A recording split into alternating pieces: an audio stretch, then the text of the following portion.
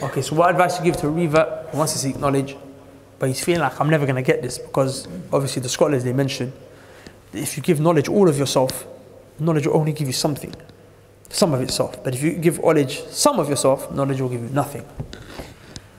First and foremost, what I would say is that know that the Sahaba were all reverts. Abu Bakr was a revert. Uthman was a revert. Umar was a revert. Umar used to be drinking, man.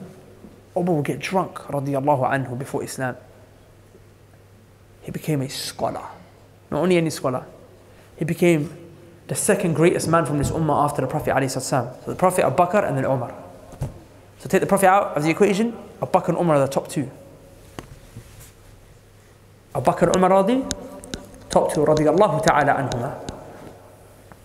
So they were reverts. Not only that, if you look at the greatest scholars in history, they were all non-Arabs. They were all foreigners to the culture and the language.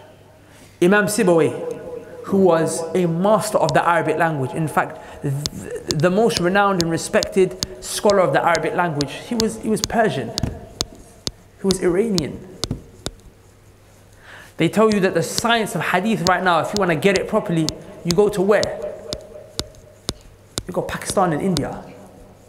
You go back home to the village. Today, some of the greatest scholars of grammar and Quran, and where? Somalia. Wallahi, knowledge spread to different parts of the world. Look, Ibn Taymiyyah rahimahullah. Who knows Ibn Taymiyyah and how he was? Was Ibn Taymiyyah an Arab? He was Kurdish. Ibn Taymiyyah was Kurdish. He wasn't Arab. To show you that knowledge of this religion was not made for the Arabs. Or it wasn't necessarily even made for the born Muslims. That knowledge spread far and wide. Does that make sense? So it's been done in the past and it can be done again in the future. The only difference is that they tried and put in effort and we didn't. You see what's powerful is that Allah said, وَاللَّهُ أَخْرَجَكُم مِّن بُطُونِ أُمَّهَاتِكُمْ لَا تَعْلَمُونَ شَيْئًا. Allah said that He took us all out of the wombs of our mothers not knowing anything.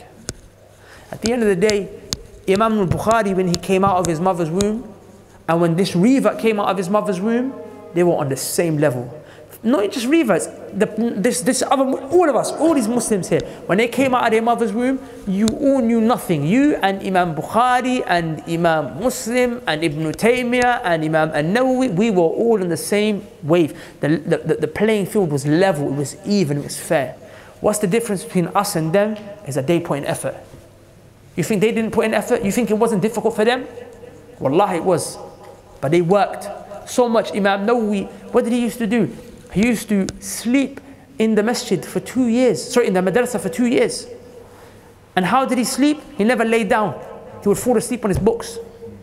He'll be studying, get so tired, he just falls asleep on his books. He never, for 2 years, he never once thought to himself, let me lie down on my back. He never slept on his back once.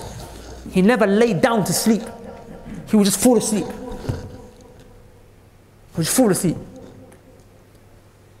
That's how it was. He'll put that work in.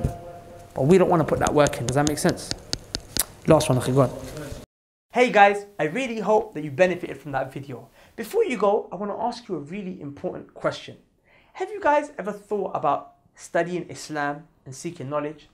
If not, then I want you to reflect upon this hadith of the Prophet ﷺ. The Prophet said that seeking knowledge is obligatory upon every single Muslim. Of course, that doesn't mean you have to be a scholar, but you have to know the basics in order for you to be the best possible slave and worshipper of Allah that you can possibly be. So we decided to provide a solution for this. You see, many people want to study, but they don't have the means or the resources to do so. So we set up an online institute called the Knowledge College, where you can study Islam from the comfort of your own home. So if you want more information on the Knowledge College and you'd like to sign up, go to the link below, check out the website, and hopefully we'll see you on the other side. Assalamu alaikum.